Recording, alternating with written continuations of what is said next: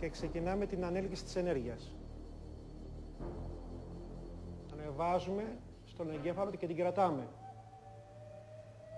Διατηρούμε την ενέργεια στον εγκέφαλο όσο πιο πολύ μπορούμε.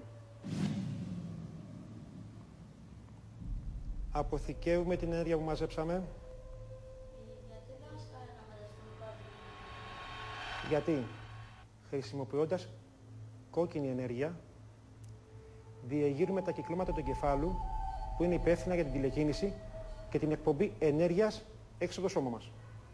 Σε ένα οποιοδήποτε ζωντανό ή άψυχο αντικείμενο.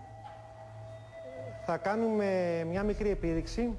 Θα δείξουμε λοιπόν κάποιους τρόπους με τους οποίους αποδεικνύουμε σε πρακτικό επίπεδο, εδώ και τώρα, ότι όντως με μια σειρά ασκήσεων που ακολουθούμε, ο εγκέφαλος μπορεί να δουλέψει και να λειτουργήσει σε ανώτερα επίπεδα. Όταν λοιπόν ο εγκέφαλος λειτουργεί σε ανώτερα επίπεδα, μας προσφέρει επιπλέον δυνάμεις και ικανότητες. Θα ήθελα λοιπόν τώρα η Μαριάννα να μας κάνει μια μικρή επίδειξη. Τώρα η Μαριάννα θα την αφήσουμε μόλις να μας κάνει μια μικρή επίδειξη τηλεκινητικών ικανοτήτων. Πάμε Μαριάννα. Συγκεντρώσου την κορφή της πυραμίδας, φεύγω από κοντά σου να μην σε επηρεάζω.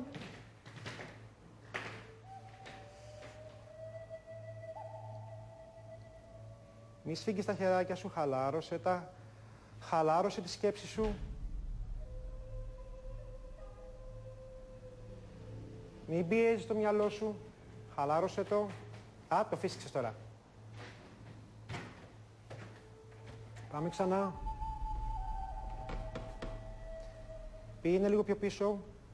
Πιο απομακρύσου λίγο, απομακρύσου. Απομακρύσου κι άλλο. Και συγκεντρώσου την κορφή. Πλησίασε τα χεράκια σου λίγο πιο κοντά. Και φαντάσου ότι βαστάς μια μπάλα με φως. Φαντάσου ότι βαστάς μια μπάλα με λευκό φως. Πλησίασε τα χεράκια σου λίγο ακόμα πιο κοντά.